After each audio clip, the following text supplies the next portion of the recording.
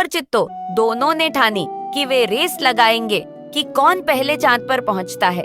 दोनों अपनी छोटी छोटी उड़न खटोलियां लेकर चांद की ओर उड़ पड़े। शेरू हंसते हुए कहा, देखना चित्तो, मैं पहले चांद पर पहुंचूंगा।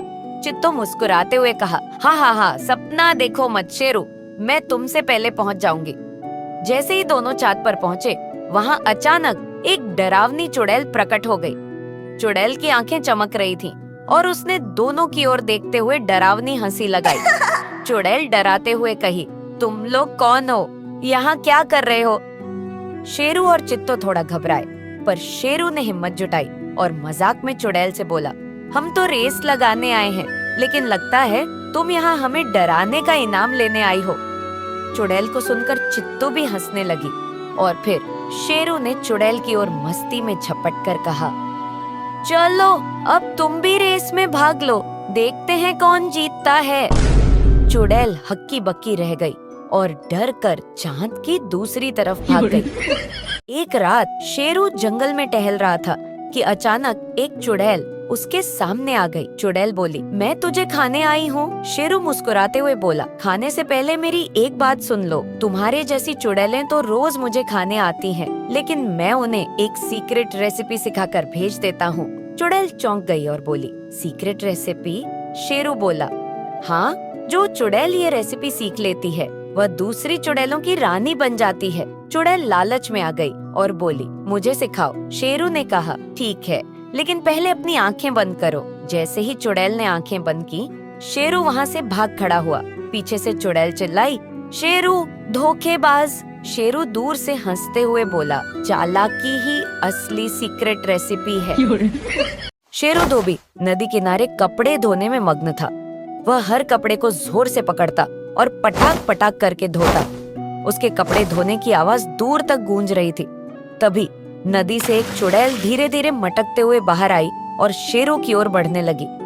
शेरू ने उसे देखा और हक्का बक्का रह गया। चुड़ैल हंसते हुए कही, अरे शेरू, इतनी जोर से क्यों धो रहा है? मेरे भी कान बजने लगे। शेरू बिना डरे कहा, तो फिर यहाँ क्या कर रही हो? मुझे तो कपड़े पटाक पटाक करके ही धोने में मजा आता है। चुड़ैल गुस्से में आई और बोली, तू मुझे नहीं डराएगा? शेरू ने एक गीला कपड़ा उठाकर फिर से पटाक से चुड़ैल के मुंह पर दे मारा। चुड़ैल चिल्लाते हुए कही, अरे शेरू, छोड़ ना यार, हर बार ऐसा क्यों करता है? शेरू हंसते हुए कहा, तो फिर मेरे धोबी घाट पर मटक मटक कर आया मत करो। चिट्टू और फिक्को, दो प्यारे बिल्ली भाई, कश्मीर की वादियों में घूमने आए थे। बर्फ में खेलते हुए उन्हें अचानक एक स्केटिंग रिंक दिखाई दिया। फिक्को को स्केटिंग का बड़ा शौक था। उसने तुरंत स्केट्स पहनने का सोचा। चिट्टू ने उसे मना किया, लेकिन फिक्को ने जिद की और दोनों ने स्केट्स पहन लिए। जैसे ही उन्होंने स्केट्स पहने, दोनों तेजी से बर्फ पर फिसलने लगे। उन्हें जल्दी ही एहसास हुआ कि ये स्केट्स कुछ अजीब हैं, क्योंकि उनके कंट्रोल में नहीं थे। फिक्को चिल्लाया, चिट्टू, मेरे पैर खुद ब खुद फिसल रहे हैं। चिट्टू भी घबरा गया और बोला, फिक्को, ये स्केट्स भूतिया लगते हैं। दोनों स्केट्स की भूतिया शक्ति के कारण तेजी से बर्फीले पहाड़ों की ओर बढ़ने लगे। दोनों ने रुकने की कोशिश की, पर स्केट्स ने उन्हें और भी तेज कर दिया। अब चिट्टू और फिक्को डर से कांप रहे थे। इसी बीच जंगल में उनके दोस्त शेरू को कहीं से आभास हुआ कि चिट्टू और फिक्को मुश्किल में हैं। वो तुरंत अपनी पूरी ताकत से कश्मीर की ओर भाग पड़ा। उसने अपने दोस्तों की पुकार सुनी और स्केटिंग रिंग की ओर दौड़ा। शेरू ने देखा कि चिट्टू और फिक्को अनियंत्रित होकर बर्फ में फिसल रहे हैं। उसने बिना देरी किए उनके पास पहुंचकर स्केट्स को पकड़ने की कोशिश की। शेरू ने पूरी ताकत से स्केट्स खींचे, लेकिन ये आसान नहीं था। शेरू ने जोर से दहाड़ लगाई और उसकी दहाड़ सुनकर स्केट्स की भूतिया शक्ति कम होने लगी। धीरे धीरे उसने चिट्टू और फिक्को के स्केट्स उतारकर दूर फेंक दी। जैसे ही स्केट्स दूर हुए, एक काले धुएं की परछाई निकलकर हवा में गायब हो गई। चिट्टू और फिक्को ने राहत की सांस ली और शेरू का धन्यवाद किया। इस रोमांचक घटना ने उन्हें सिखाया कि बिना सोचे समझे कुछ नया नहीं करना चाहिए। तीनों दोस्त हंसते हुए अपने घर की ओर लौटे और उनकी दोस्ती और भी मजबूत हो गई। शेरू बाजार से थका हुआ घर लौटा। जैसे ही वो घर में घुसा, उसे प्यास लगी और वो सीधा किचन की तरफ गया। गिलास में पानी भरते हुए उसकी नजर अचानक एक अजीब सी छड़ी पर पड़ी, जो रसोई के कोने में पड़ी थी। वो छड़ी दिखने में बहुत ही अलग थी, लंबी, पुरानी और उस पर अजीब सी नक्काशी की गई थी। शेरू को समझ नहीं आया कि ये छड़ी घर में कहाँ से आई, लेकिन उसकी जिज्ञासा ने उसे उस छड़ी को उठाने पर मजबूर कर दिया। जैसे ही शेरू ने वो छड़ी उठाई, उसके हाथ में एक अजीब सी शक्ति का एहसास हुआ।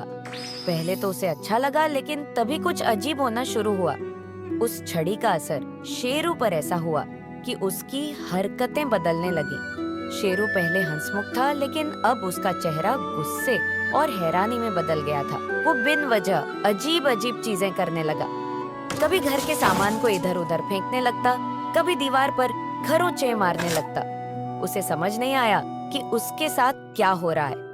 कुछ ही देर में उसे ये एहसास होने लगा कि ये छड़ी उसके काबू में नहीं है। वो उसे अपने तरीके से नियंत्रित कर रही थी और उससे जबरदस्ती गलत काम करवा रही थी। शेरू का घर अब जंग के मैदान जैसा दिखने लगा था। वो बहुत डर चुका था और उसे समझ नहीं आ रहा था कि क्या करे।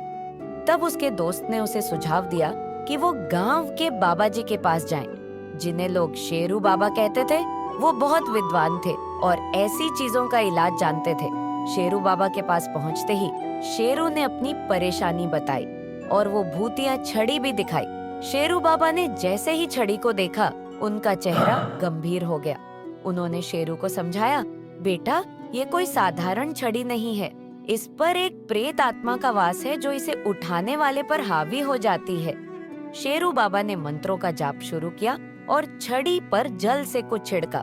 धीरे धीरे छड़ी से काले धुएं का बादल निकलने लगा और एक भयानक आवाज गूंज उठी। शेरू डर के मारे पीछे हट गया, लेकिन बाबा ने उसे सांत्वना दी और मंत्र जाप जारी रखा। आखिरकार वो प्रेत आत्मा छड़ी से बाहर निकली और वहाँ से भाग गई। शेरू की जान में जान आई और उसने बाबा को धन्यवाद दिया। शेरू बाबा ने उसे समझाया कि कुछ चीजें कभी भी बिना सोचे समझे नहीं उठानी चाहिए। उस दिन के बाद शेरू ने कभी भी अजीब चीजों के पास जाने से तौबा कर ली। शेरू एक छोटा और जिज्ञासु शेर का बच्चा अपने जंगल में नई चीजों की खोज करने में माहिर था। एक दिन जब वह जंगल में घूम रहा था, उसने एक पुराना धूल से ढका हुआ लकड़ी का बॉक्स देखा। बॉक्स देखने में बहुत रहस्यमय लग रहा था, जैसे उसमें कोई गहरा राज छुपा हो। शेरू ने धीरे धीरे उस बॉक्स के पास जाकर उसे गौर से देखा। उसके अंदर से हल्की हल्की रोशनी बाहर आ रही थी। उसने हिम्मत करके उस बॉक्स का ढक्कन खोलने का फैसला किया। जैसे ही उसने बॉक्स खोला, अचानक एक तेज चमकदार रोशनी चारों ओर फैल गई और शेरू को पीछे हटना पड़ा। उस रोशनी के बीच से धीरे धीरे एक भूत प्रकट हुआ। भूत को देखकर शेरू थोड़ा डर गया और उसकी पूंछ सीधी हो गई। पर भूत ने एक मीठी हंसी के साथ कहा, डरो मत, मैं तुम्हें कोई नुकसान नहीं पहुंचाऊंगा। दरअसल बॉक्स में फंसा हुआ था और तुम्हारी वजह से अब मैं आजाद हूँ। शेरू की घबराहट थोड़ी कम हुई और उसने उत्सुकता से भूत से पूछा, तुम कौन हो और इतने समय से इस बॉक्स में क्यों बंद थे? भूत ने मुस्कुराते हुए कहा, मेरा नाम बब्बन है।